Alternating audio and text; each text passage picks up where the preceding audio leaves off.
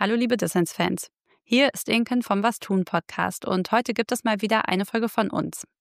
Wir sprechen mit dem Journalisten und Aktivisten Russ Finkelstein darüber, wie er sich aktuell im Haustürwahlkampf in New York City dafür einsetzt, dass Zohran Mamdani, ein demokratischer Sozialist, der neue Bürgermeister von New York City wird.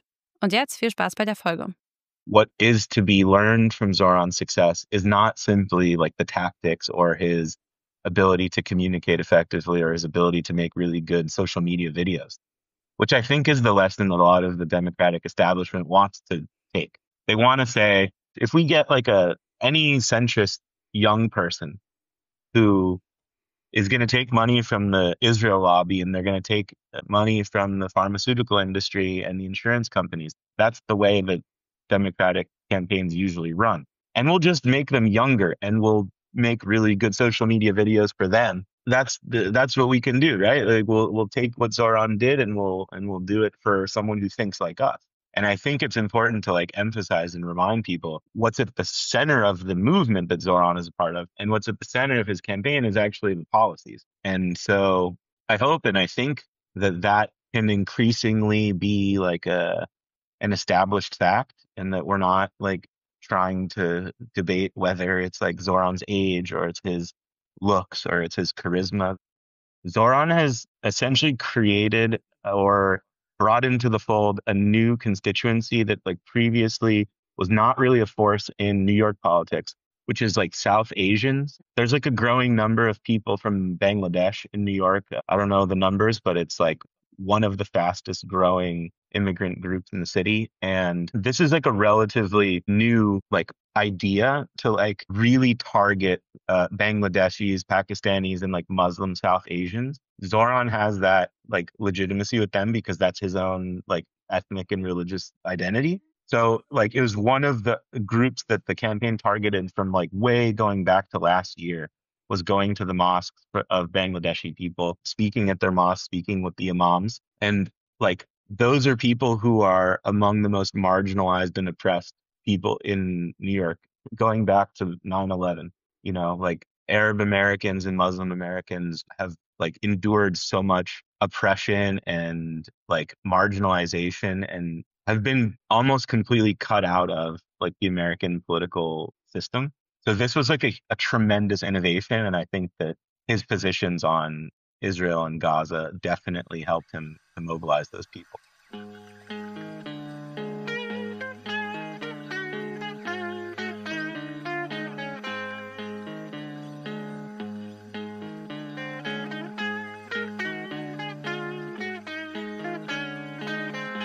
Hallo und herzlich willkommen zum Was tun Podcast. Hier sprechen wir einmal im Monat mit Aktivistinnen und Aktivisten darüber, wie wir als Linke nicht nur kämpfen, sondern auch gewinnen können. Wir, das sind Inken und Valentin. Wir sprechen beide viel über politische Strategie und machen diesen Podcast, um unsere Diskussionen mit euch zu teilen. Ja, heute wagen wir einen Schwenk hin von der deutschen Politik in die USA. Vielleicht habt ihr schon mal von Zohran Mamdani gehört. Das ist eine der neuen schillernden Figuren im Kampf gegen Donald Trump und aktuell um die Bürgermeisterschaft von New York City. Der 34-jährige Demokrat, der ist innerhalb von einem Jahr von einem eigentlich total unbekannten Lokalpolitiker zum aktuellen Favoriten im Wahlkampf um die Bürgermeisterschaft von New York City geworden. Und das, obwohl oder vielleicht auch gerade weil er bekennender Sozialist ist.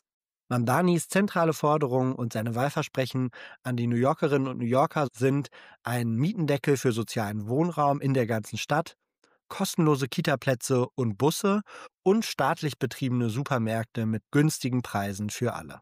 Was in New York passiert, seitdem Mamdani seine Kandidatur angekündigt hat, ist kaum zu glauben.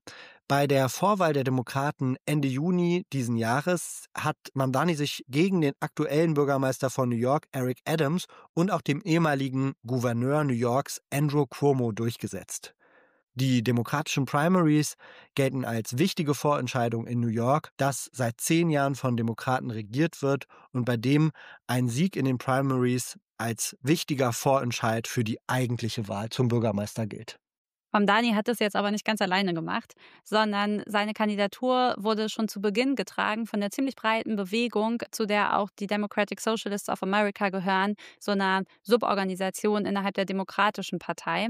Deren Aktivisten haben in Haustürgesprächen und in den direkten Gesprächen Tür für Tür die Menschen davon überzeugt, dass Mamdani genau der richtige Kandidat für das Amt des Bürgermeisters ist. Bevor die New Yorkerinnen jetzt am 4. November final abstimmen, haben wir bei Russ Finkelstein aus New York nachgefragt, was die Kampagne eigentlich so besonders macht und wie Mamdani es geschafft hat, mit radikalen Forderungen in so einer großen Stadt so populär zu werden. Russ Finkelstein ist New Yorker, Journalist und Teil der Organisation Democratic Socialists of America, die Mamdani seit Beginn seiner Kampagne unterstützt.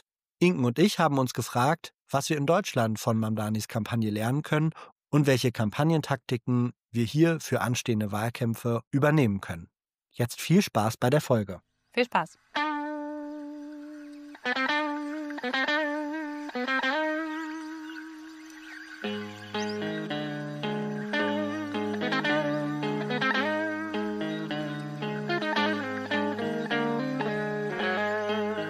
I've been living in New York now for 15 years. I grew up in California, but my parents are from New York, and my older siblings are from here. So I moved here in 2011 to go to graduate school for journalism. And I got into the Zohran campaign because, well, as a journalist, it's been professionally compromising perhaps to like advocate any sort of like political position publicly, but I lost my job. I was working at CNN and I was laid off in 2024, canceled the show that I had been working on. And so I had always been like, a democratic socialist or a left-wing person for as long as I can remember. And as soon as I lost my job, I took the opportunity to volunteer for another political campaign for someone who's running for the state assembly, which is like the legislature for the state of New York. Her name was Claire Valdez, and she won that race. And she was running in the district I live in here in Queens. And that was when I joined DSA, like officially.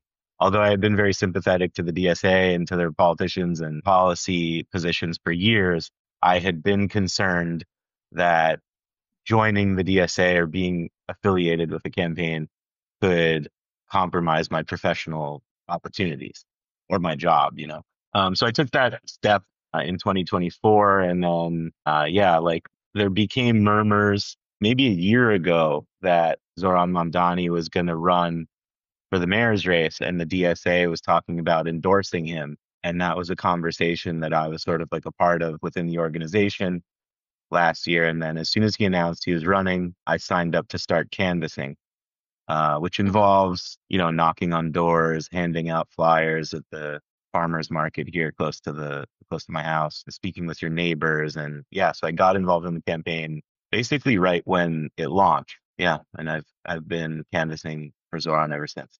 You've mentioned DSA now for a couple of times. Maybe could you briefly explain what the organization is all about and why you joined the Democratic Socialists of America in the first place? Sure. The Democratic Socialists of America has been around for a few decades. It existed mostly in the fringes of American politics. And during the 2015 presidential primary, Bernie Sanders was running in that primary race, and he brought a lot of people into his campaign and a lot of people into the DSA. That was when I first became aware of the DSA, was in 2015 because of Bernie Sanders' campaign. The DSA is a member organization. It's not a political party per se. And what that means is that we as members pay a due. We pay every month. In New York, I think it's $15 a month. And because it's not officially a political party according to election law, it means that the DSA essentially operates as a caucus within the Democratic Party. It's part of the strategy of the organization to run Democratic Socialist candidates, usually in primaries within the Democratic Party. And then, Bernie Sanders was a DSA-backed candidate in 2016, again in 2020. Alexandria Ocasio-Cortez, who's now, one of the most famous American political figures, was a DSA-backed candidate. She won her race in 2018. Actually, the district that she won was where I live now.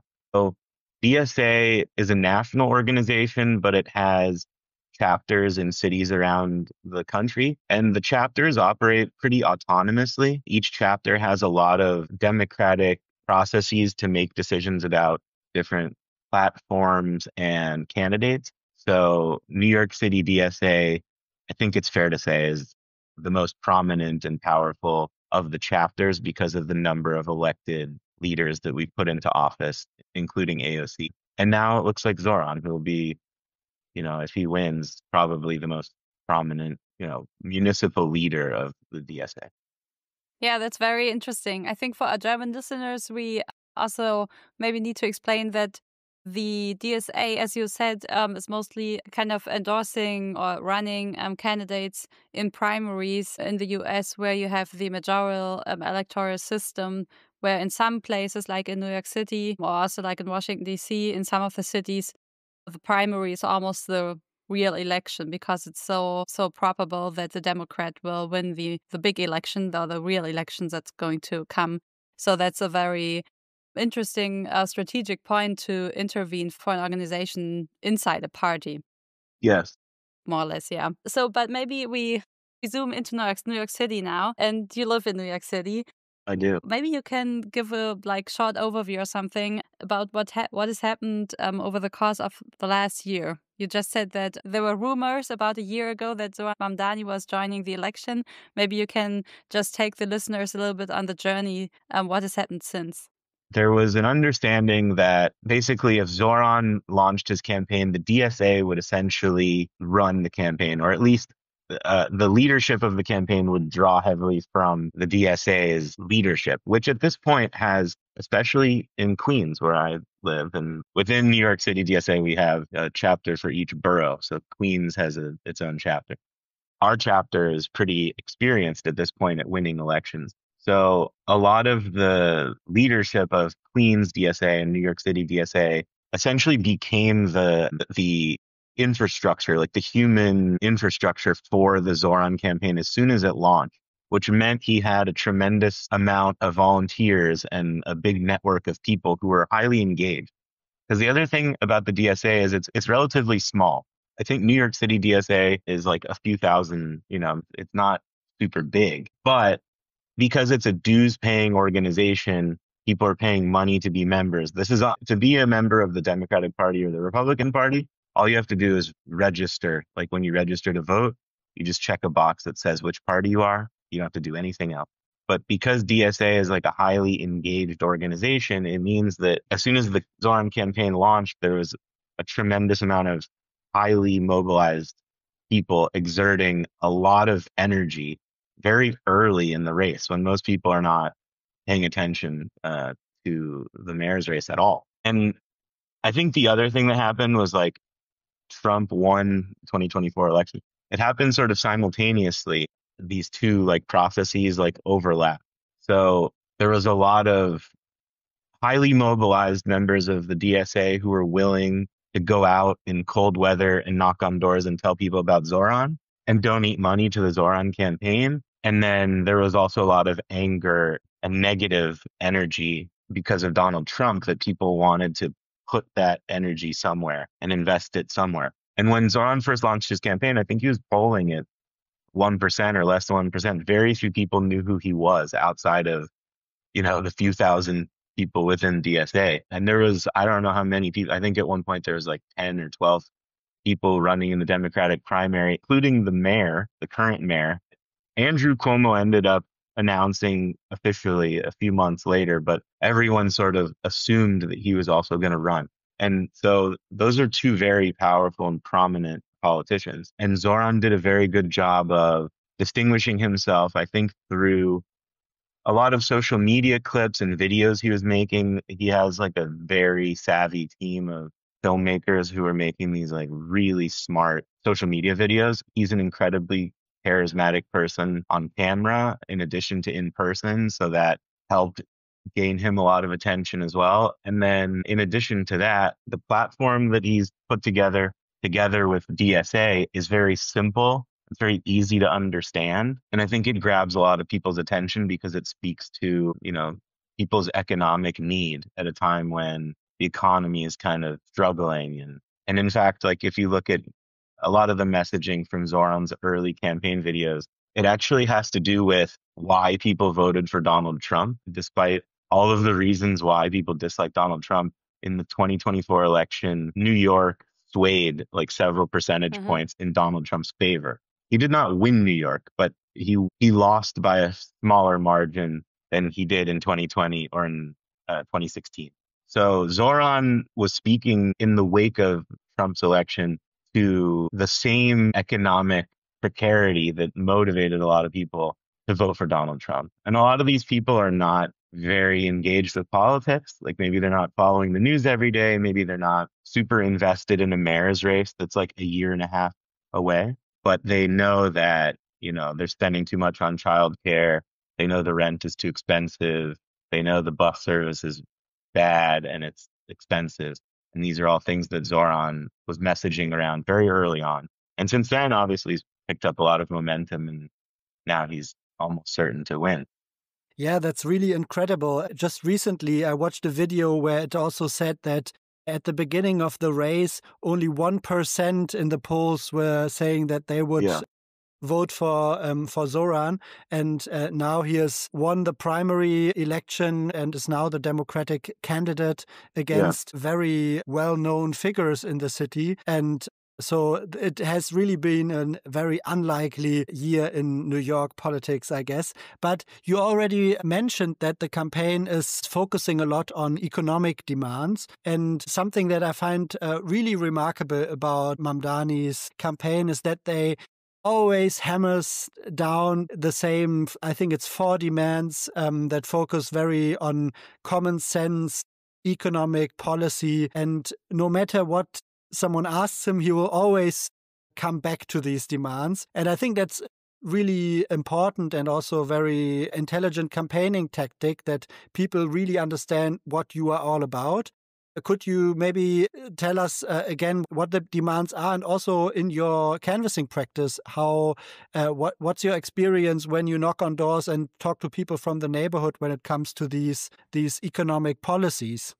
Yeah. So I think perhaps the most prominent of his demands, or at least the one that most speaks to the economic problems of New York, is freeze the rent. It's a 3-word phrase. It means, you know, keep the rent where it is now without allowing the rent to increase. There's the majority of people in New York live in rented apartments. Most people don't own the homes that they live in here. So it's a demand that, and rent is very expensive in New York. More, I don't know, maybe there's San Francisco now or other cities, maybe Los Angeles has high rent, but I would assume New York has one of the highest costs of housing of any city in the country. And we have a housing shortage, not enough apartments for people to live in. So prices are incredibly expensive. And this is something that when I speak to people on doors is like the first thing that they want to know about and the first thing they ask about. One of the strategies that I think has been very powerful is the simplicity of like the phrases themselves that are very easy to remember. So freeze the rent is 3 words. The meaning is a little bit more complicated because it's not speaking about freezing the rent of every single apartment. What it pertains to is there's like, I think it's 2 million apartments or something like that. There's a certain number of apartments that's a substantial amount where the city basically regulates the price. The mayor has the ability to appoint a certain number of people who sit on a board, and those people determine the amount that those apartments will either increase or stay the same in rent. So sometimes you speak to people when you knock on the door and they say like, well, he says freeze the rent, but he's not really going to be able to do that because my landlord determines how much I pay for rent. And you have to tell them, yes, the idea is to freeze the rent for the rent controlled and rent stabilized apartments, not for every apartment on the free market. But if they are able to freeze the rent for those specific rent controlled apartments, that would mean that the overall price would be like kept lower. So because of like the ability for people to live in a rent controlled apartment, if those prices stay the same without increasing in rent, the idea is that that would also prevent increases in rent in the private free market. units. So some of these policies involve like a little bit more discussion with people when they ask about them. Yeah, like free buses, like that's another one. But buses, he wants the buses to be fast and free because New York is a very congested city. The subway goes a lot of places, but it doesn't go everywhere. So sometimes people take the bus and there's a lot of traffic. And in addition to the traffic, in my experience, a lot of people actually already take the bus for free because they just get on the back. I don't know if this happens in Germany. You guys Yeah. seem like a more orderly society, or at least that's the stereotype. But yeah, so people ask about that. Like, how is he going to make the buses free if the buses are controlled by, the MTA, which is a state-run agency? The municipal government of New York does not control the authority that would determine whether the bus can be free. But there's a certain amount of leverage you have as a city leader, and you can negotiate and bargain with the state government. And this has happened in the past. Other mayors and other issues pertaining to mass transit. So again, I think the key to getting people's attention and drawing them into the campaign is the simplicity of the proposal and not being scared to make a declarative, simple promise. When the truth is, yes, of course, there's more nuance and there's more complexity to the issue, but it's a good jumping off point for discussion, and it's a good, I think, effective goal to be set when so much of the Democratic Party and so much of what we've seen in my lifetime, like in the last 20 or 30 years of American politics, is this like hyper cautious political proposal where everything seems like a lawyer went over it with like a fine tooth comb and made everything a little bit less attractive by watering it down. But I think that's part of the beauty of the campaign is the simplicity of these phrases. And maybe tell us about the last two ones. It's like free childcare. I think that's easy to understand for Germans because at least in Berlin we also have free childcare. In other parts of Germany we don't, but there's like childcare as a set system. But what about the public grocery stores? I was very curious about that idea. Yeah, I think, the free grocery stores is one that like the right wing loves to like make a big spectacle out of. We have like a very robust like anti-communist mentality here that's like, in my opinion, polluted our politics. But this is what we know how this will go in Cuba and in Venezuela and in the Prices Soviet are Union. low, but there's nothing to buy and there's a big queue. Yeah, people are going to be starving and waiting in line for a loaf of bread or something. But no, the idea is that they want to put 5 grocery stores strategically in places that are underserviced with fresh groceries, which is a big problem here in New York because real estate is expensive and because in lower income neighborhoods where people have less money, it's less profitable to run a grocery store. So there's neighborhoods, they call them food deserts. And it means like these are places that the people who live in them don't have very easy access to fresh fruits and vegetables. And it causes like health problems for people because the food they have the best access to is highly processed and it's not healthy. So the idea is to take spaces in those neighborhoods and establish grocery stores there that don't have to pay rent to a private landlord to make the operating of the grocery store less cost effective. They're still going to sell private sector produced items, like there isn't going to be like New York City produced cheese and New York City produced milk. My understanding is it's actually not that really innovative of an idea. It's kind of like a market that you have. Like, I don't know, like I used to live in Latin America. They have a municipal market in almost every town and city where the city sets up like the infrastructure of the market, and then it facilitates the selling of those goods in that space. So that's the idea. I think the budget is $60 million, which is not very much money for a city that has a budget of what it is, like billions and billions of dollars. So of all of his programs, it would be like the least expensive and sort of like the one that the city government could most easily put into practice. And I think it's attractive to people because, groceries are expensive. It's a big part of the discussion. I don't know if you saw the mayor's debate last week, but this has also become like a thing in American politics where like if you're in a debate, they're going to ask you, like, how much is a gallon of milk? How much is a loaf of bread? Oh, Because they yeah. want to see Yeah. how, if you're really out of touch and you have no idea how much things cost. Yeah. So, and it's a way to reduce the prices by eliminating some of the profit motive.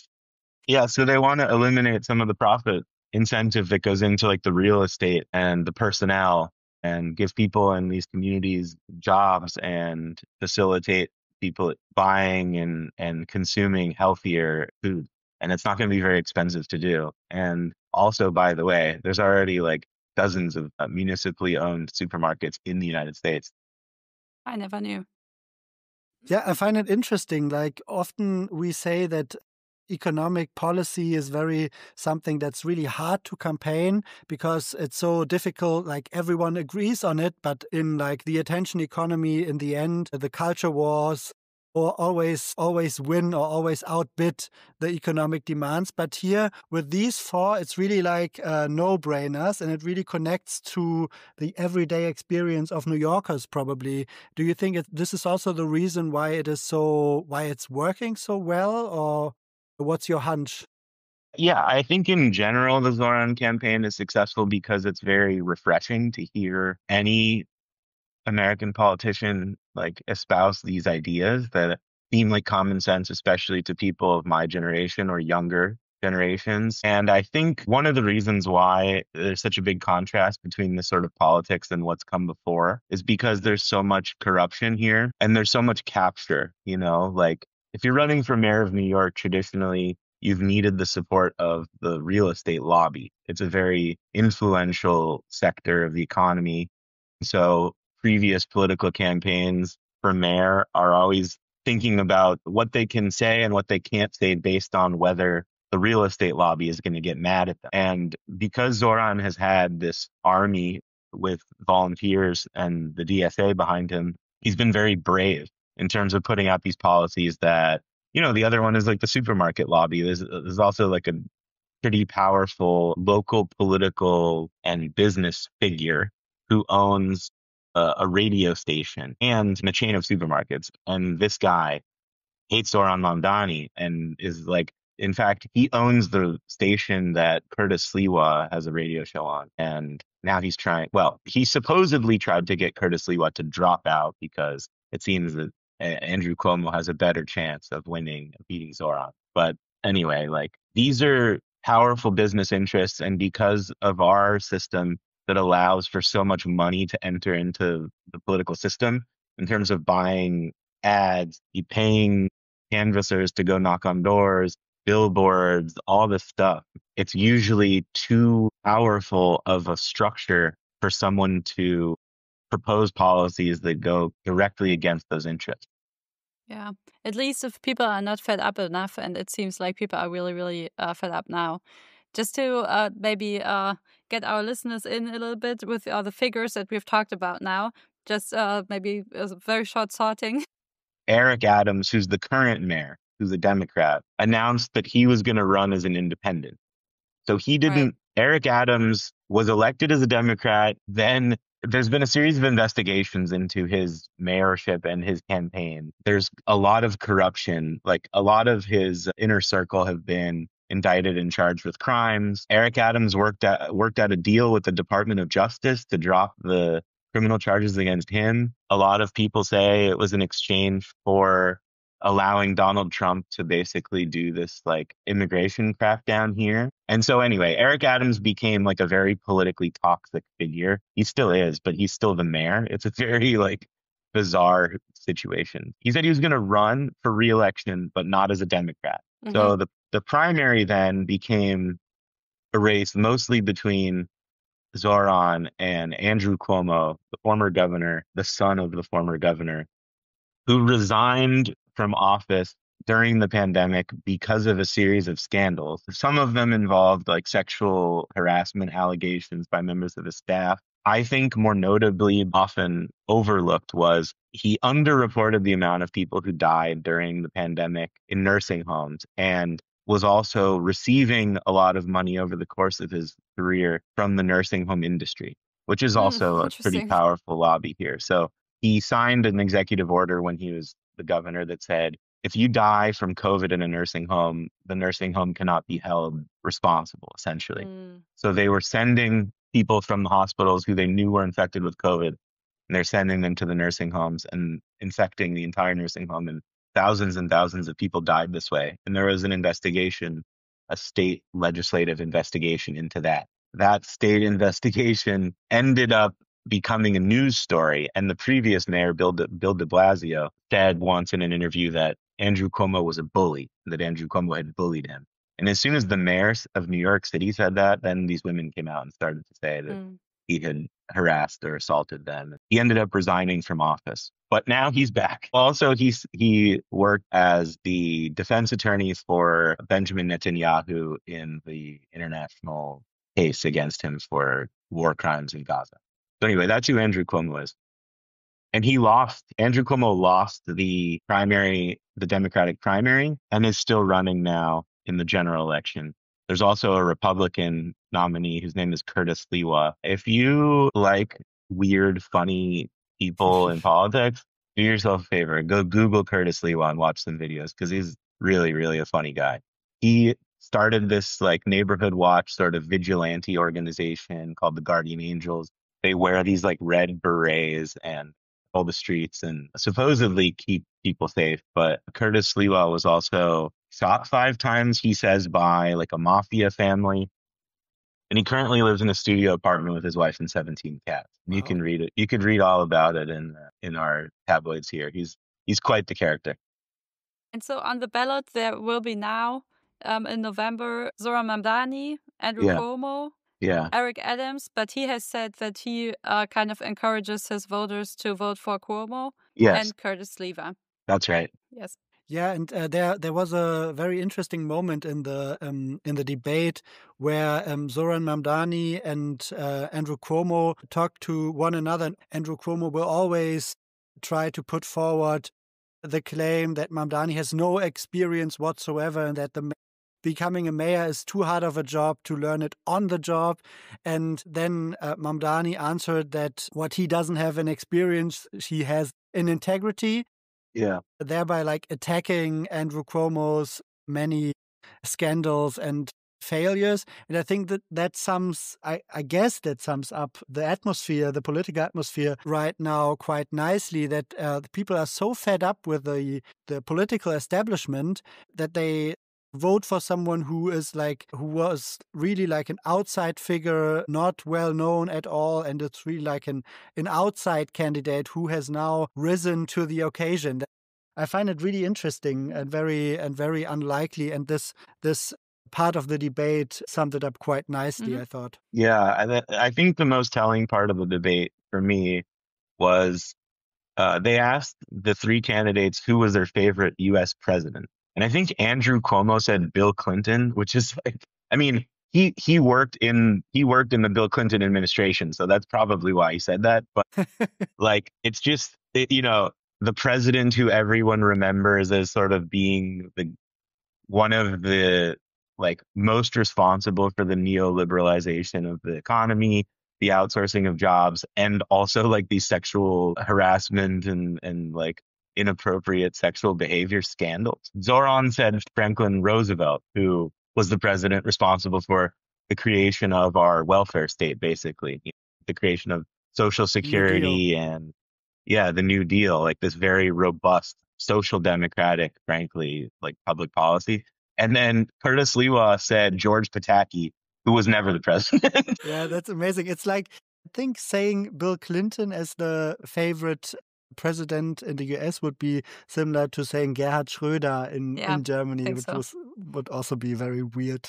Yeah, which would also just today be a total no-go also because of Schröder's connections to Putin still. Yeah. But it's just like, it's like such a clearly like demarcated line of like, like someone whose brain is still in like 1998 or something, Ich wollte die Pause kurz nutzen, um mich bei all unseren Fördermitgliedern zu bedanken, die den Was tun Podcast und Dissens im Doppelpack mit einem monatlichen Beitrag unterstützen.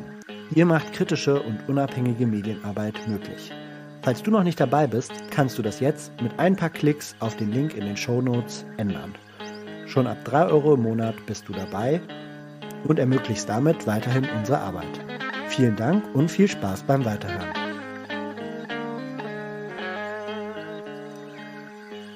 Okay, but coming back to New York and to your practice in the campaign, we were wondering what your experience campaigning for Zohran Mamdani at the doorstep was. Do you feel that whole atmosphere, or what is it that people are most interested in?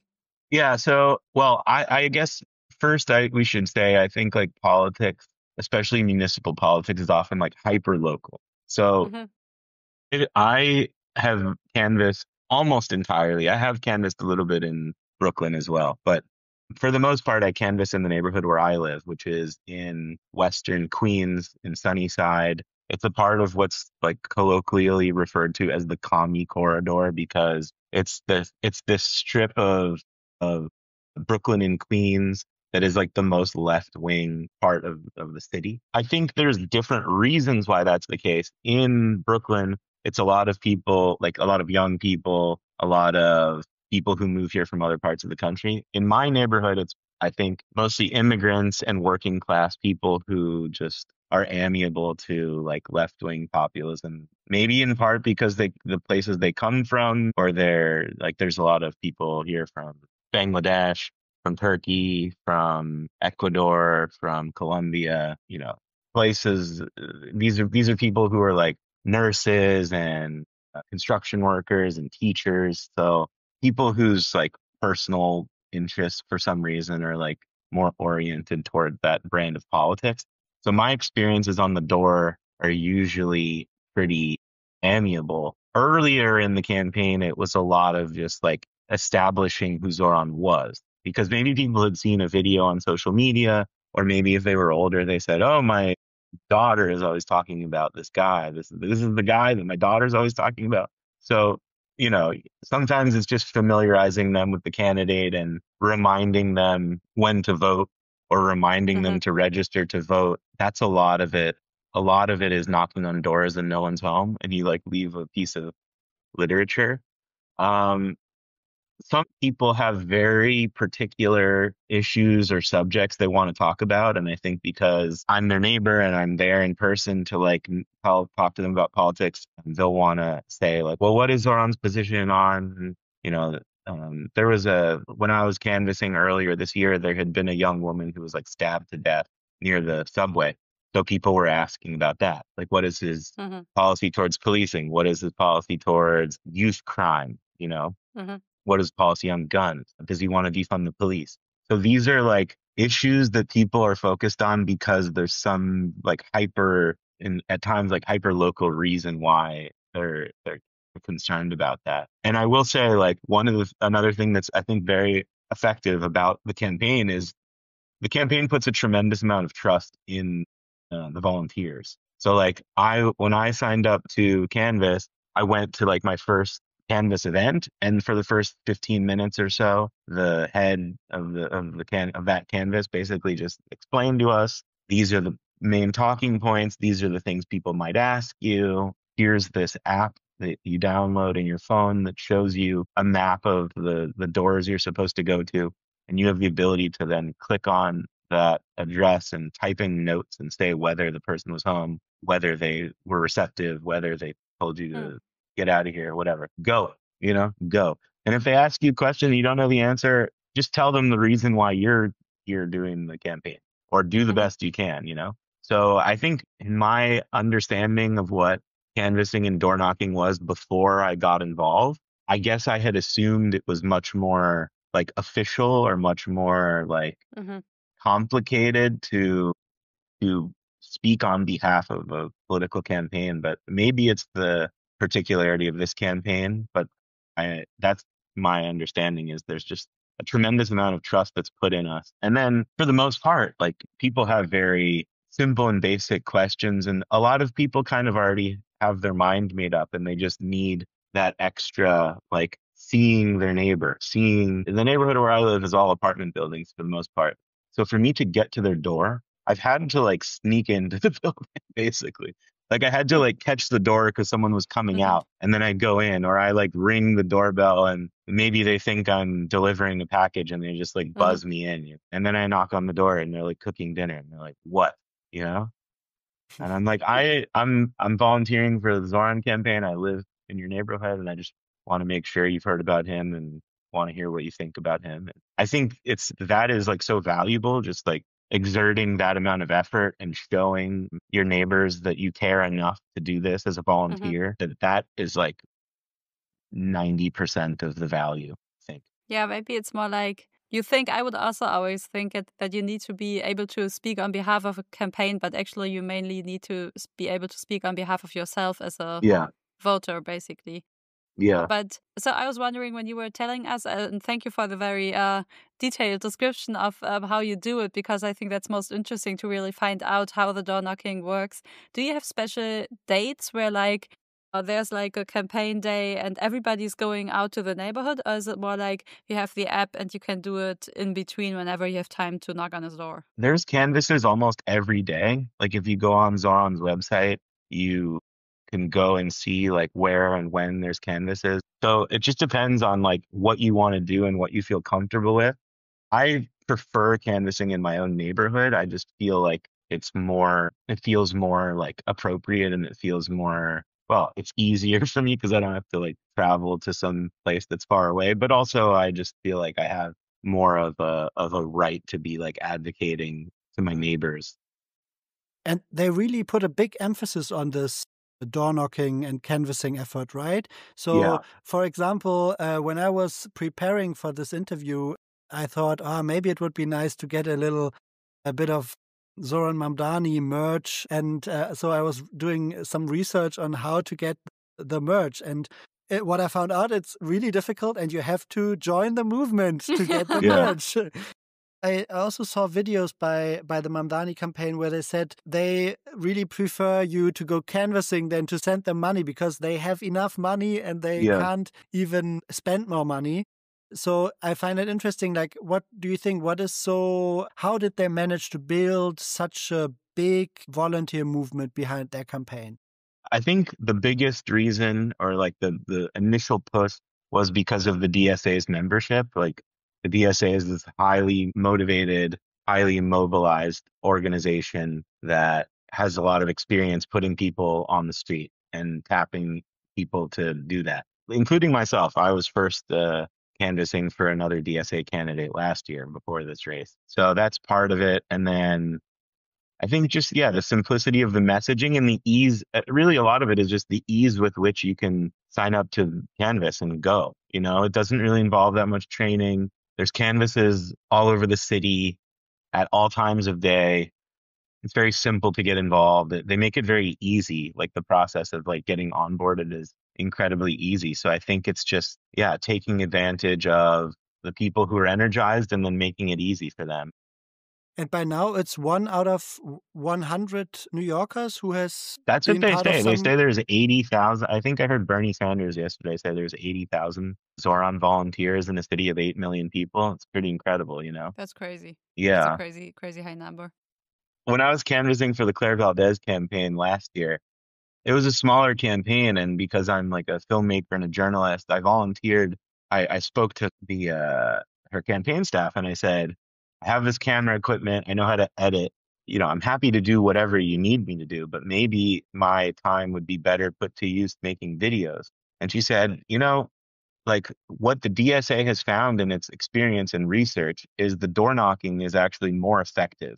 Because if you think about it, if you're putting out a video on the internet, like it's going all over the world and the algorithm is going to show it to certain people and not other In people. Germany. Maybe people in Germany or what, you know, like in the case of like a city race, like maybe people who don't live in, maybe they live nearby or maybe they're registered to vote somewhere else. But the canvassing strategy involves knocking on specific doors. Those are the doors of people who are registered voters. And in some cases, they're people who are registered Democrats. So your time is really strategically focused on like speaking directly to the people who are certainly going to be able to vote in the election. Hmm. Whereas if you're emphasizing like, for example, TV or radio advertisement, there's a lot of money being spent to reach people who don't necessarily have any say in the election.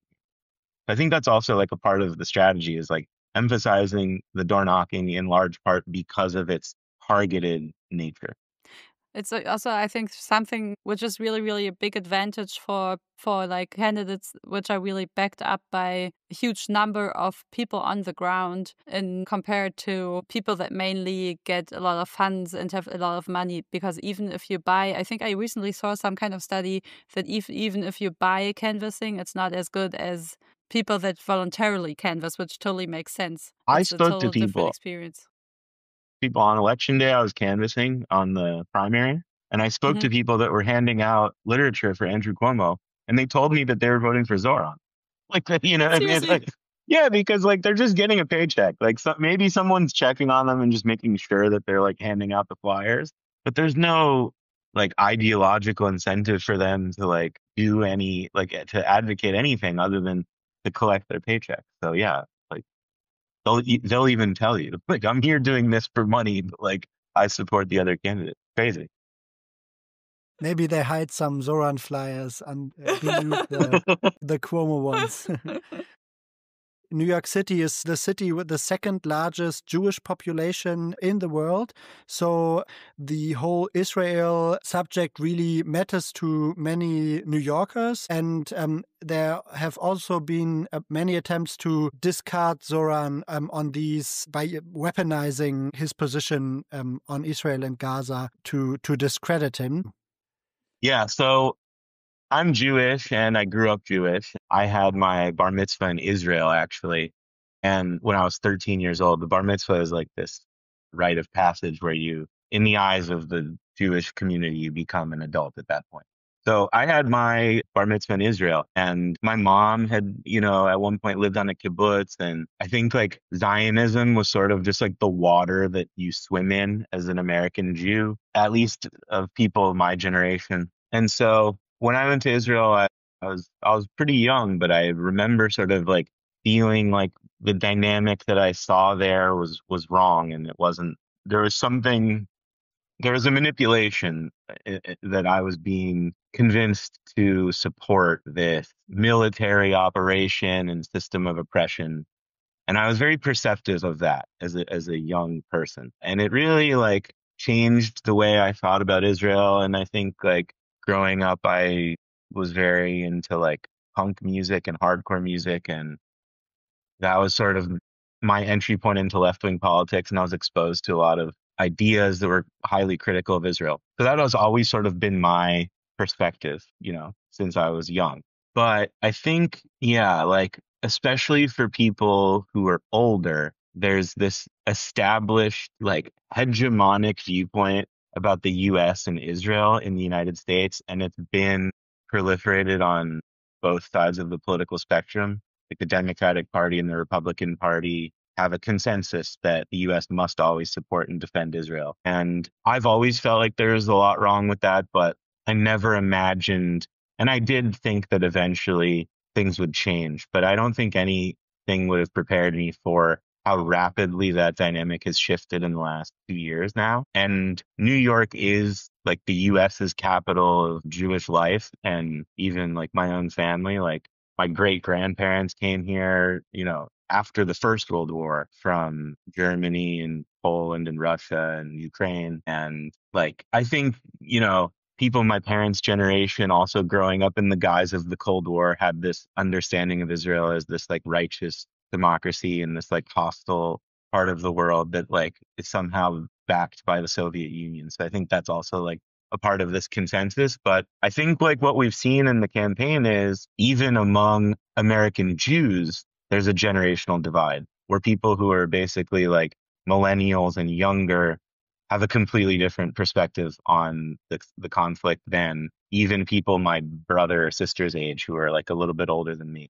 So I think that because the Biden administration was so complicit in the genocide in Gaza and facilitating it and perpetuating it, there's so much anger among people on the left of the political spectrum, and even a lot of liberals, like even a lot of people who are not like hardcore leftists, were just very disgusted with the Biden administration's approach to Israel and then the Harris campaign's approach. I don't know how closely your listeners followed the Harris campaign, but there was, a lot of interest in her maybe like breaking with the Biden policy and saying that she would stop sending weapons to Israel or something, And she basically said, like, there's going to be no change. There's going to be no difference. And there was a group of people that started in Michigan who were like Arab Americans who were saying they were Democrats, but they weren't going to support Harris in the primary or they weren't going to support, candidates who were backing Israel's war in Gaza. And a lot of people say that like, oh, these people who sat out and didn't vote for Harris were, responsible for the election of Trump. But my point is like, I think the timing of Zohran's campaign seized on a moment of frustration in our national politics and in our national leaders where there was so much appetite for someone to take a righteous position. And I first was made aware of Zohran because I attended Jewish Voices for Peace. Jewish Voices for Peace is like a left-wing anti-Zionist Jewish organization. And I went to a protest in 2021 when I think there was also like some Israeli bombing in Gaza. I went to a protest then, and Zohran had just been elected to the state legislature, and he gave a speech. Now it was like the first time I ever like saw or heard of Zohran. So I think like the right is sort of obsessed with making Zohran out to be some sort of a jihadist anti-Semite. And I think that at the same time, Zohran's political career comes from like the movement for Palestinian rights and justice. So both things are true at the same time. There's also there's a bill that Zohran supported in the legislature that it's called Not on Our Dime. And it basically says that like no New York state funding or resources should go to support Israel or the Israeli military. So there is like a legitimate political reason why Israel should be like a part of the discussion. But I think there's also like a tremendous amount of weaponization of allegations of anti-Semitism. And by the way, like a lot of the times these allegations are like targeted at Jews, like you've seen this in Germany, like you see this here as well, like people who are not Jewish accusing people who think like me of being anti-Semitic. It's like really crazy, this dynamic. But I think like Zohran has like a tremendous contingency of Jews, and one of the key like things that happened in the primary was another one of the candidates in the primary. His name is Brad Landers. He's Jewish and he's the comptroller of the city of New York right now, and he endorsed Zohran.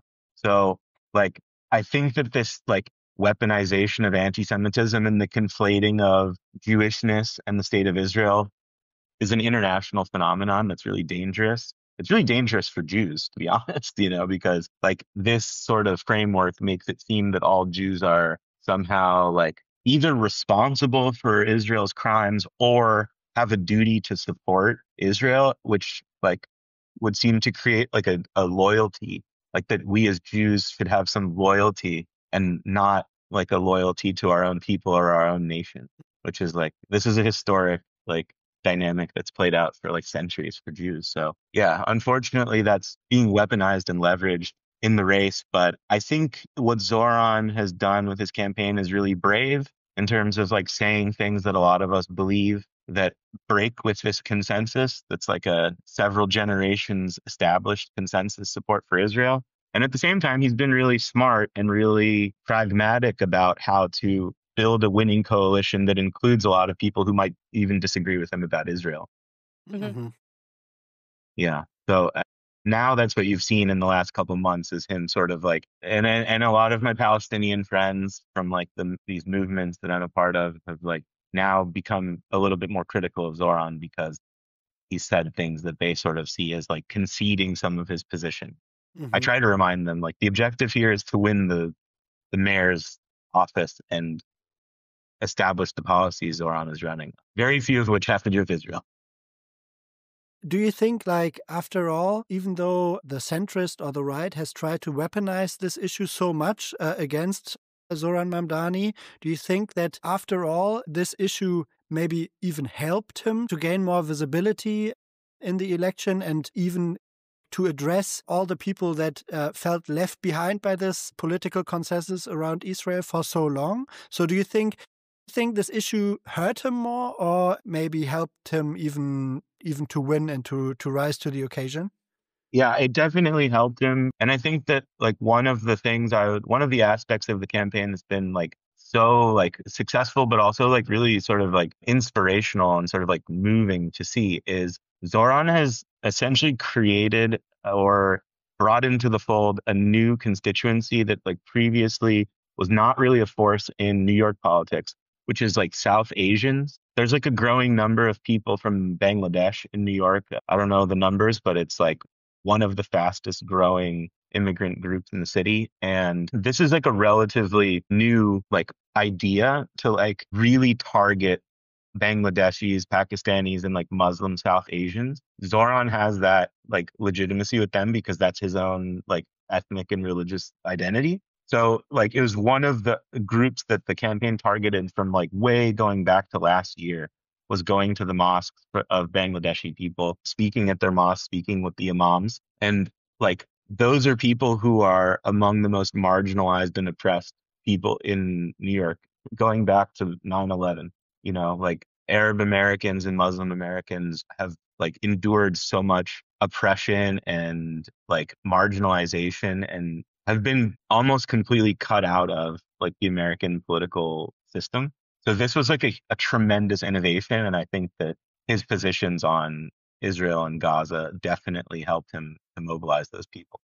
Yeah, it's very interesting. It's also, I think you could also already see last year in the Harris campaign that slowly, like, her Indian heritage was kind of being used a little more to appeal to South Asian voters. But I think it will be like just also as a sign of visibility of these voter blocks, a very powerful sign if Zohran Mamdani will actually really be the mayor of New York. I think it will be a very, very big step. However, so talking about him being the mayor of New York, we are looking at a lot of promises that he makes on the campaign trail, especially for working class people and for low income folks. But what do you think, or like how optimistic are you that Mamdani can actually deliver once in office?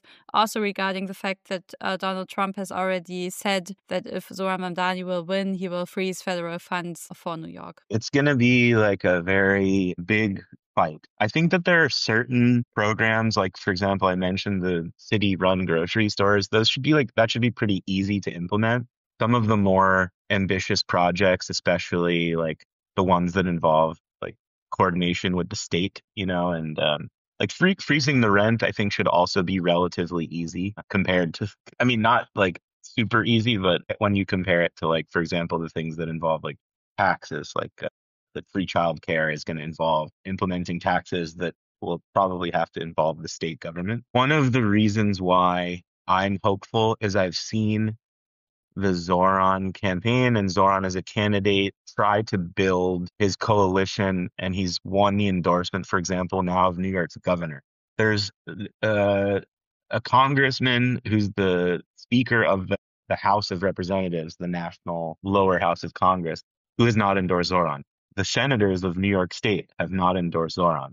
That's concerning. Or to be honest, I think it's concerning for the Democratic establishment, you know, that they're sort of like standing against this new coalition led by young people and the left.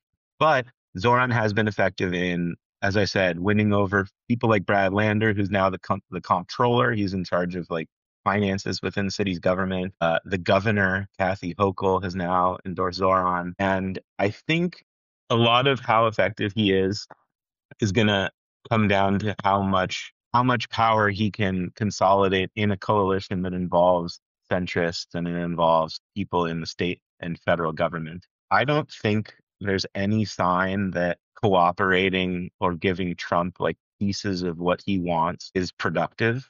Like it hasn't helped the city of Washington, D.C., where like the mayor has been completely like overrun with the National Guard. I think the best approach to dealing with Donald Trump is like a more adversarial approach and standing up to him and sort of like not backing down and not cowering and trying to like pre-negotiate some deal. So I think it's going to involve a continued amount of engagement from people who support the campaign to continue to be involved and to continue to pressure local and state politicians in order to push through some of these objectives. I think there's also my experience as a New Yorker is like watching, for example, Bill de Blasio, who was also a progressive mayor of New York, be frustrated with his administration. And I think a lot of that frustration was just unforeseen conflicts, like in his case, it was the police. Like the police waged a war against him when he was the mayor, and it made his administration incredibly difficult. And he made some other stupid mistakes, like he just didn't like waking up early, and he was late once to the 9/11 memorial, and all these people got super offended. And I think Zohran has proven he's really dedicated to his work, and he is very willing and ready to form coalitions. And so I can't like say with 100% certainty he's going to accomplish every single thing that he's running on, but I do think he has the right mindset in terms of achieving those things. Du hörst den Was tun Podcast. Wir sprechen heute mit dem Journalisten und Aktivisten Russ Finkelstein darüber, wie die Kampagne von Zohran Mamdani in New York so erfolgreich geworden ist. Wenn dir gefällt, was du hörst und du Freunde hast, die das Thema auch interessiert, dann klick doch jetzt auf den Teilen-Button in deinem Podcatcher und schick ihnen die Folge. Und jetzt viel Spaß beim Weiterhören. And let me tell you, I have a friend who's a real estate reporter, because I went to journalism school. I work as a journalist. And my friend is constantly talking to these real estate developers. And some of them are like really wealthy and really powerful. And they're the people who were saying like Zohran Mamdani is a communist and he's going to destroy the city. And if he becomes the mayor, all the rich people are going to leave and the city is going to collapse because there's going to be no money from taxing all these businesses and stuff. So many of these people, these real estate developers who were like saying this stuff are now like taking meetings with Zohran and like trying to figure out like, okay, he's going to be the mayor. Like, what can we do together? Like, how can we like move things forward? Because those people, if anything, they're pragmatists as well, Yeah, it's very remarkable what's happening in New York City right now. And you've already talked about also people from the Democratic establishment endorsing Mamdani now. And I was just wondering, what do you think if Zohran Mamdani is going to be voted into office, if that would also indicate a shift in the Democratic Party, which just right now feels very insecure and leaderless, and it's kind of unclear where it's going to go? Or is it would you think it's more like an isolated New York City incident? I think you have to plot this as a moment, as a plot point on a graph of a movement, and Zohran very much comes from this movement. He's not an anomaly that came out of nowhere. Zohran came out of the DSA. He came out of the Bernie 2015 primary race. That was his entry into politics, like so many of us. And I think it would mark like the high point so far of this new energized left, And so I think he's already like changing the national conversation because New York is it's the biggest city in the country. It's so highly visible and he's such an effective communicator. He's already sort of captivated the attention of the national political discourse and rhetoric. And I think it's going to be telling what happens next year. They have what we call the midterm elections, which is like the congressional election that happens in the off year when it's not a presidential race. It'll be telling to see like how many more seats the left picks up, or, that's when the real discussion starts about who the Democratic candidates are for the next presidential race. So you already hear people talking about this and whether or not AOC should run for president in 2028. I have my own opinions about that, but I definitely see Zohran's successes, even so far, as like definitely inserted into this discussion. And I think in that context, it's always important, and I always feel like emphasizing the fact that what is to be learned from Zohran's success is not simply like the tactics or his ability to communicate effectively or his ability to make really good social media videos, which I think is the lesson that a lot of the Democratic establishment wants to take. They want to say, if we get like any centrist young person who is going to take money from the Israel lobby and they're going to take money from the pharmaceutical industry and the insurance companies. That's the way that Democratic campaigns usually run. and we'll just make them younger, and we'll make really good social media videos for them. That's what we can do, right? Like we'll take what Zohran did, and we'll do it for someone who thinks like us. And I think it's important to like emphasize and remind people what's at the center of the movement that Zohran is a part of, and what's at the center of his campaign is actually the policies. And so I hope and I think that can increasingly be like an established fact, and that we're not like trying to debate whether it's like Zoran's age or it's his looks or it's his charisma that is. Same with AOC. You hear the same discussion with AOC. She's young, she's beautiful, she's a Latina, she's really good at social media. No, I mean, yes, those things are true, but like it's really the things she stands for that motivates and inspires people. So I hope and think that that's like a growing phenomenon. Yeah, this brings us to our last question, because in Berlin, we're looking towards a mayoral race next year. And yeah, Berlin has similar problems like New York City, I guess. The rents are really high. The city suffers a lot from gentrification.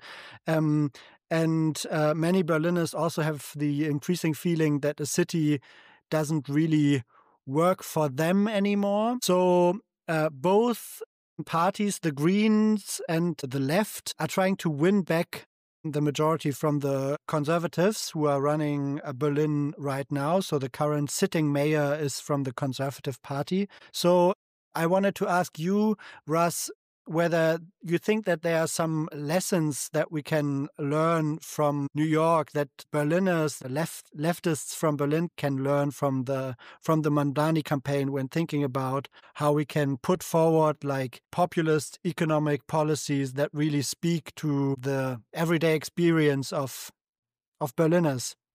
Yeah, I mean, to me, the most important thing is, these finding the issues and finding the problems that the left is able to address, and centering whatever the proposals and campaigns are on those issues. I think doing that effectively and having like a coalition that is centered around the needs of working people and poor people is always going to be an effective strategy if, it can effectively communicate and articulate and engage those constituencies.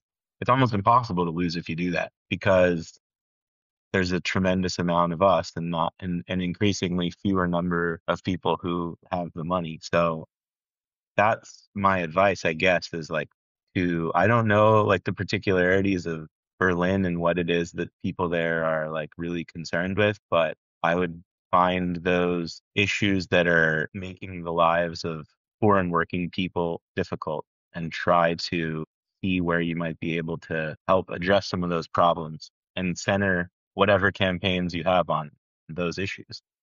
Well, thank you. Thank you very much for the whole interview and talk. It was very, very interesting to get some insights into the life right now in New York City and into the campaign of Zohran Mamdani and your work at the doorstep and on the ground of that campaign. Thank you so much for visiting us in Was Tun podcast. Of course. Thanks for having me, and best of luck with your election. Thank you.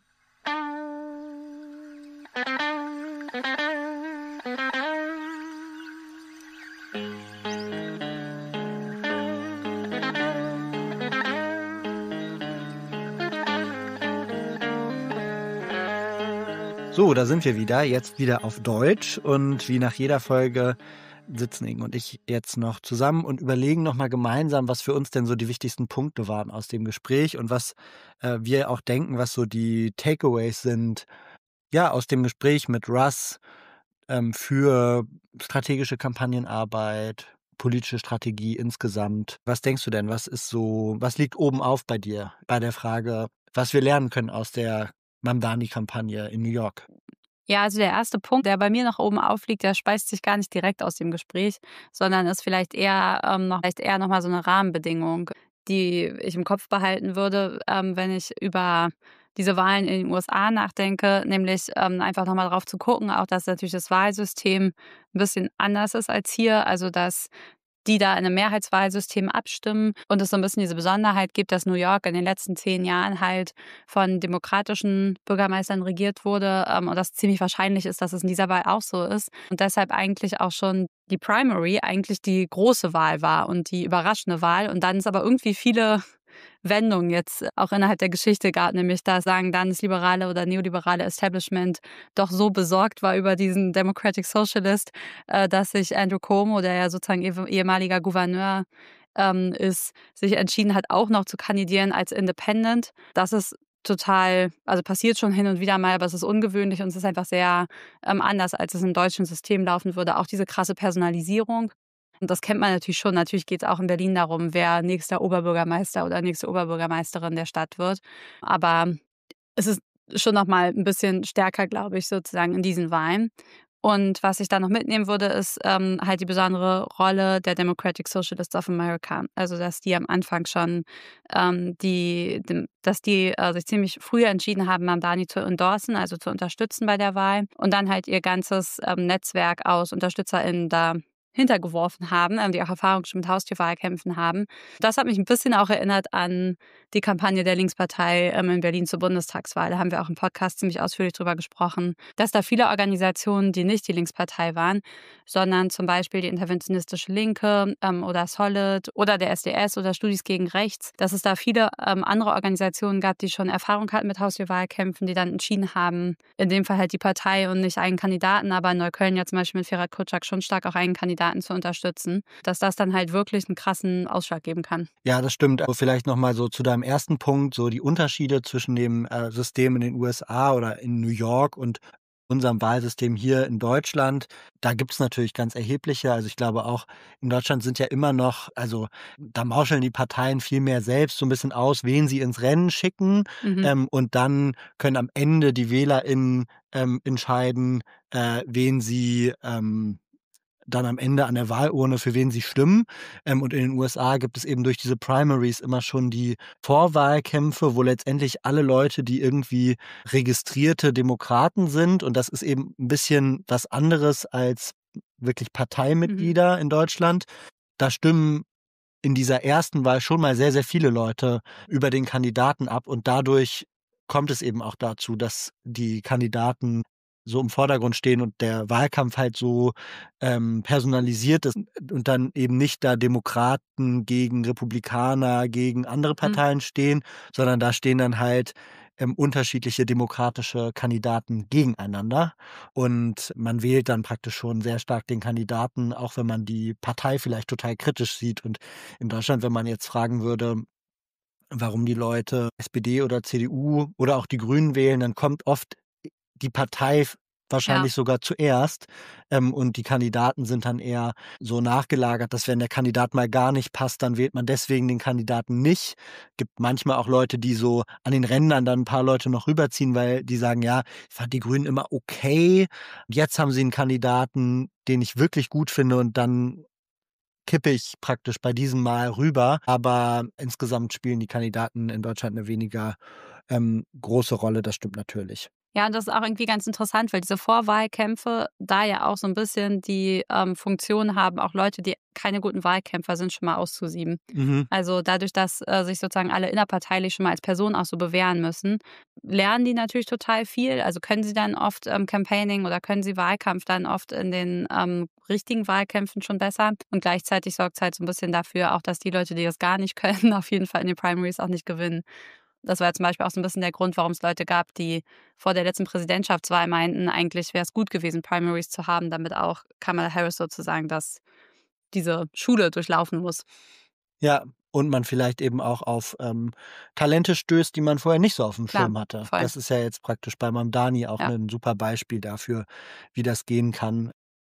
Ja, Valentin, was ist denn bei dir noch so hängen geblieben? Also ich finde auf jeden Fall bei der Mamdani-Kampagne sehr interessant, diese Anti-Establishment-Karte mutig auszuspielen. Mamdani in den ersten Umfragen, nachdem er seine Kandidatur verkündet hatte, hatten, glaube ich, um die 1% überhaupt nur angegeben, ihn stimmen zu wollen. Jemand, den viele gar nicht kannten. Er war einfach auch ein recht unbekannter Politiker zu dem Zeitpunkt.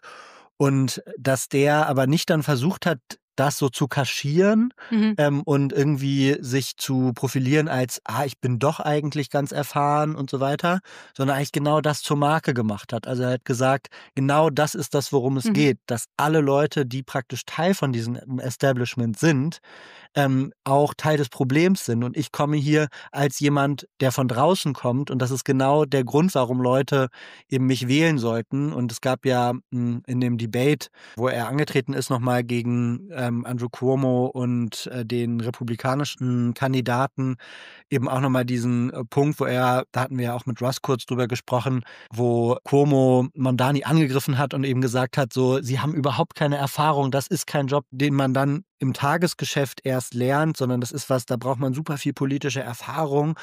Und wo er dann gesagt hat, was ich nicht an Erfahrung habe, das bringe ich eben mit an Integrität. Und diese Integrität ist genau das, was Andrew Cuomo fehlt. Und dann halt die ganzen Skandale nochmal runtergerattert, für die Andrew Cuomo steht. Und ich fand, das war wirklich so, wie man mutig so eine Anti-Establishment-Karte im Wahlkampf auch spielen kann und dass es funktionieren kann.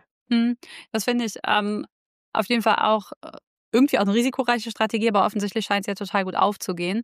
Und ich finde, was damit gut zusammenpasst, ist auch, dass er sehr offensiv auf Menschen auch zielt, die in der letzten Präsidentschaftswahl Trump gewählt haben. Und es gibt auch so Videos von ihm, wo er die am Anfang, so ungefähr vor einem Jahr, Menschen auf der Straße interviewt, die Trump gewählt haben und auch fragt, warum. Und eigentlich klar wird, für viele sind ausschlaggebende Gründe die ökonomische Situation und die Inflation und dass Sachen so teuer geworden sind. Und da schließt er halt dann genau in dieser Alltagserfahrung von vielen Menschen halt mit den 4 Kernforderungen an. Also mit den Free Buses, also kostenloser öffentlicher Nahverkehr, mit den kostenlosen Bussen, kostenloser Kinderbetreuung in Kindertagesstätten, dem Freeze the Rent, also der Begrenzung von Mieten in Häusern oder Wohnungen, die kommunal verwaltet werden und halt zuletzt den öffentlichen Supermärkten.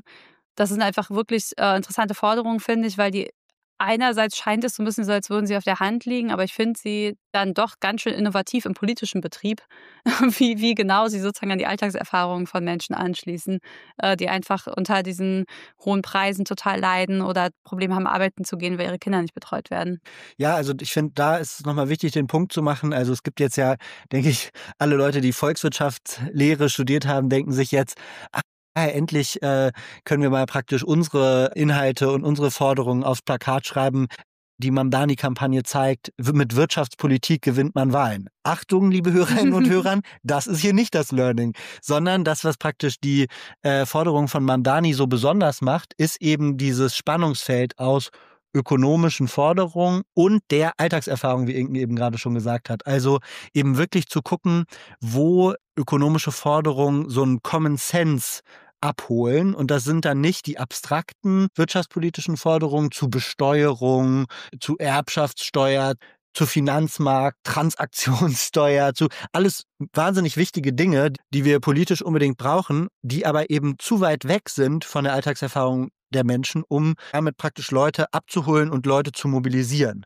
Mamdani macht eben was ganz anderes, sondern er guckt praktisch, wo kommen die Leute konkret in ihrem Alltag in Kontakt mit ökonomischen Themen und wie kann ich meine Forderungen so an diese Alltagserfahrungen anpassen, dass man eben nicht VWL studiert haben muss, um zu verstehen, worum es da geht und ob das gut oder schlecht ist. Ich muss da mal wieder an die Infamous-Folge mit Anatchenka Osario denken. Wir haben sie jetzt lange nicht mehr genannt.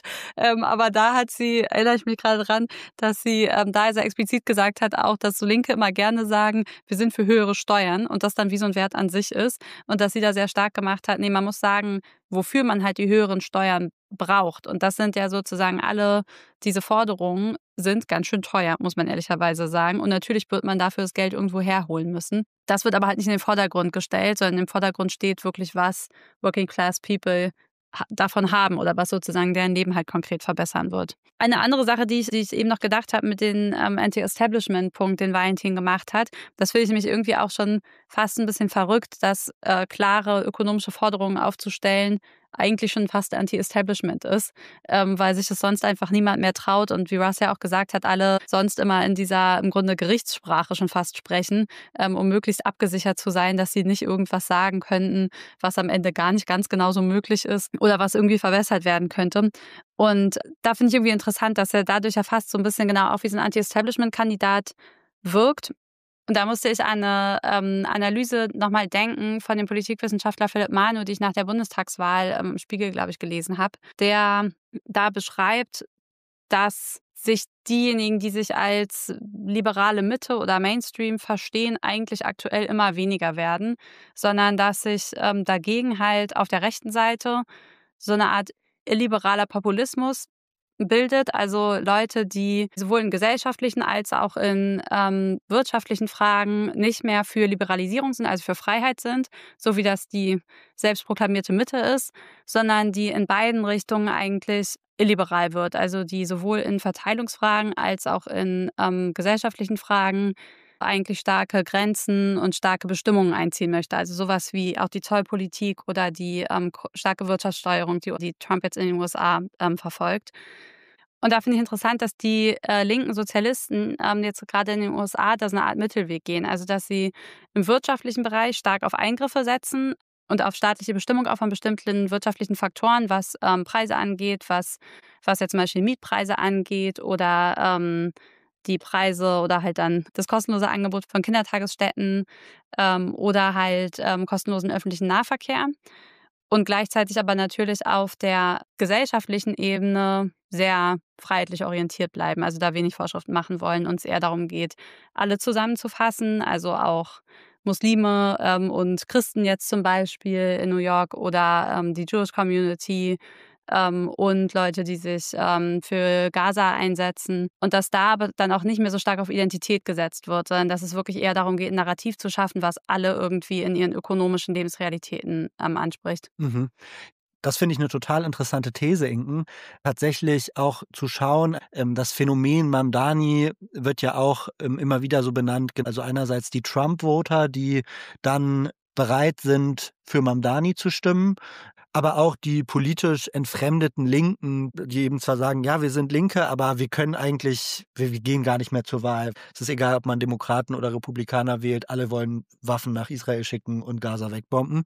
Und dass diese Kampagne ein Stück weit einen neuen politischen Horizont eröffnet, der es ermöglicht, beide Gruppen irgendwie wieder zumindest in Teilen abzuholen und wie so eine Art neue politische Konfliktlinie oder Polarisierung aufmacht, die nochmal neu konfiguriert ist als die klassischen Wählerblocks, die wir so kennen, wie wir das so sonst so beschreiben.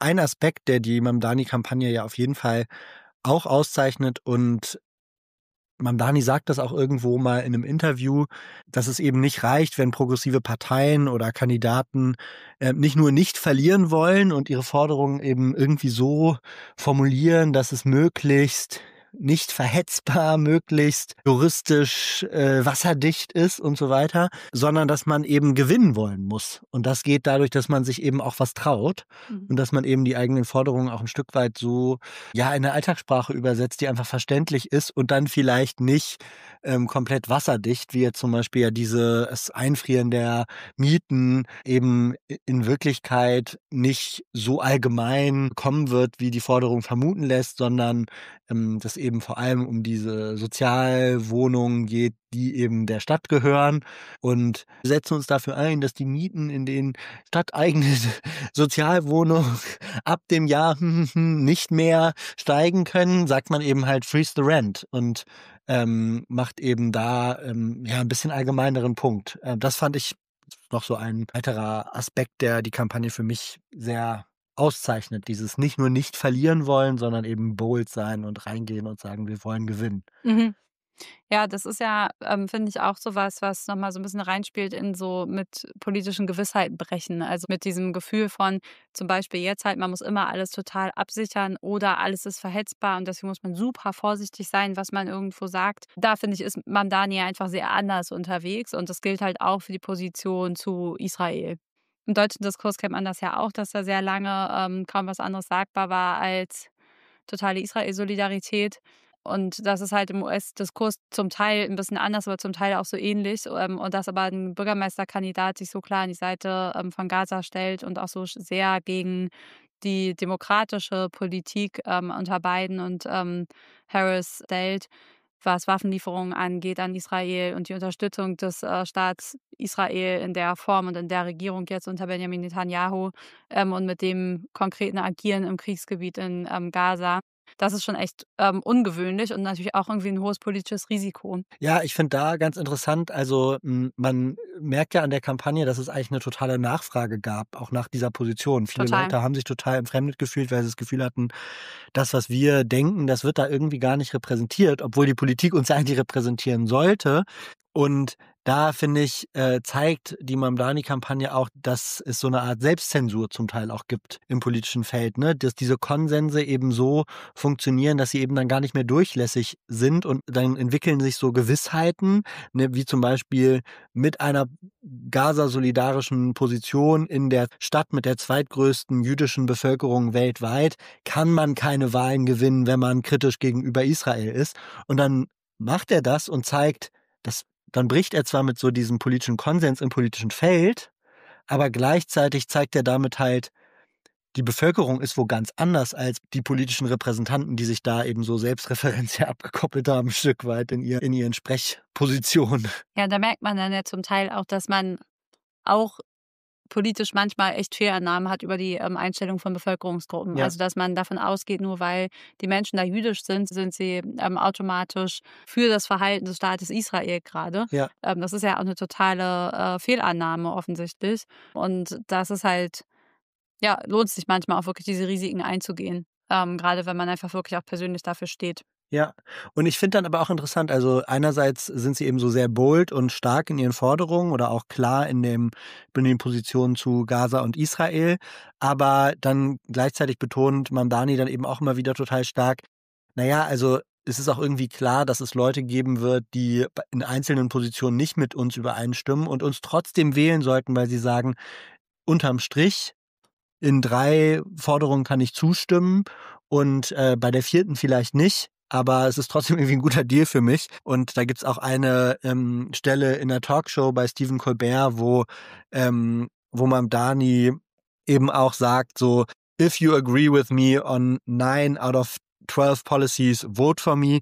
If you agree on 12 out of 12, go see a psychiatrist. Also so, geh zur Therapie, wenn du alles genauso siehst wie ich, weil es liegt ein Stück weit in der Natur der Sache, dass man halt auch bei ein paar Sachen unterschiedlicher Meinung ist. Das fand ich irgendwie auch interessant für so jemanden, der praktisch so die radikalen Forderungen so stark nach vorne stellt, da dann eben auch super pragmatisch zu sein und den Leuten auch zu sagen, so, ihr müsst nicht sein wie ich, sondern guckt doch mal, entscheidet doch für euch, ob das unterm Strich passt oder nicht. Mhm. Das fand ich irgendwie auch irgendwie so ganz nice. Aber ihr merkt an dem Beispiel, I'm deep down in the rabbit hole.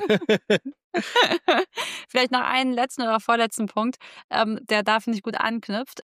Das ist ja irgendwie eine ziemlich lockere Haltung auch zum Teil zu Politik und Wahlkampf, sagen zu können, ihr müsst mit mir nicht in allen Fragen übereinstimmen und dann auch so einen Witz darüber zu machen, wie jetzt mit dem See a Psychiatrist.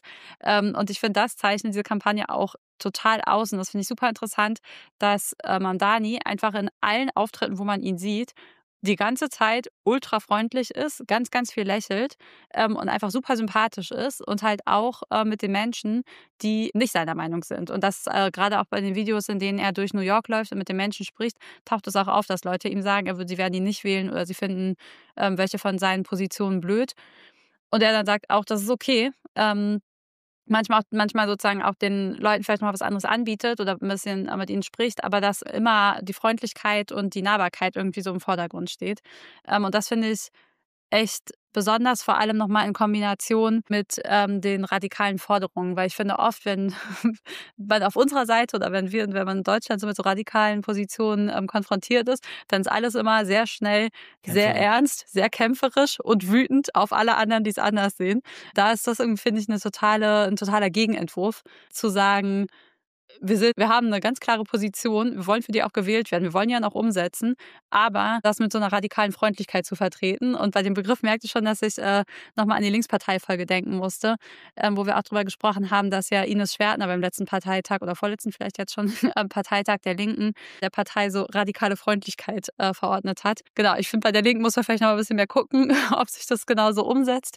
Da finde ich, gibt es auch Videos, wo man das Gefühl, also wo man eher Empörung als Freundlichkeit und Menschen gewinnen sieht. Aber das finde ich auf jeden Fall als politische Strategie irgendwie auch total interessant. Wir brauchen das freundliche Gesicht des Sozialismus. Ja.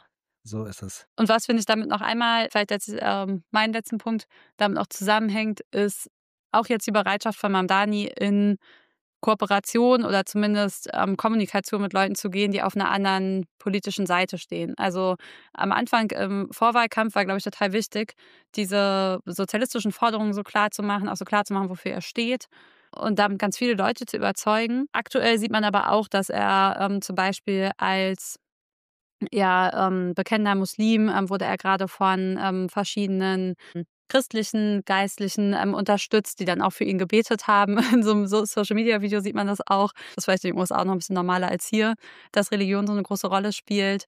Oder aber auch, dass er jetzt halt auch mit Menschen aus der Immobilienlobby gesprochen hat. Ich finde, das alles aber in so einem Ton gehalten, wo man nicht das Gefühl hat, der übernimmt jetzt deren Forderungen oder knickt jetzt irgendwie ein oder so. Aber er ist halt erstmal bereit, mit einzusprechen. Und das ist ja was Russ auch im Gespräch nochmal so betont hat, dass das halt total zentral ist, auch in einer Stadt wie New York, die eigentlich wie so ein bisschen als unregierbar gilt, dass man halt mit allen ins Gespräch geht und dann versucht, Allianzen zu knüpfen, dass er auch glaubt, dass Zohran Mamdani dafür genau halt die richtige Person ist. Ja, unregierbar ist ein gutes Stichwort, weil es ist auch nochmal die Überleitung zu Berlin, wo ja im nächsten Jahr dann eben wieder Bürgermeisterwahlen auch anstehen. Und die Frage ist, ob die progressiven Parteien, also ob die Grünen, ob die Linkspartei das Rathaus möglicherweise gewinnen können und damit die konservative Regierung ablösen in Berlin.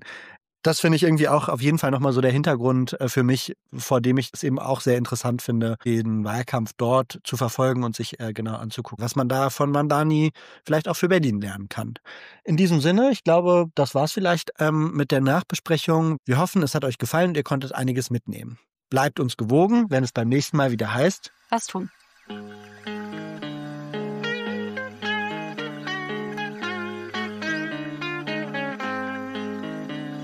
Das war der Was tun Podcast. Konzept und Redaktion Inken und Valentin. Schnitt Julian Schlumberger und die Musik kommt von Richard Waterman.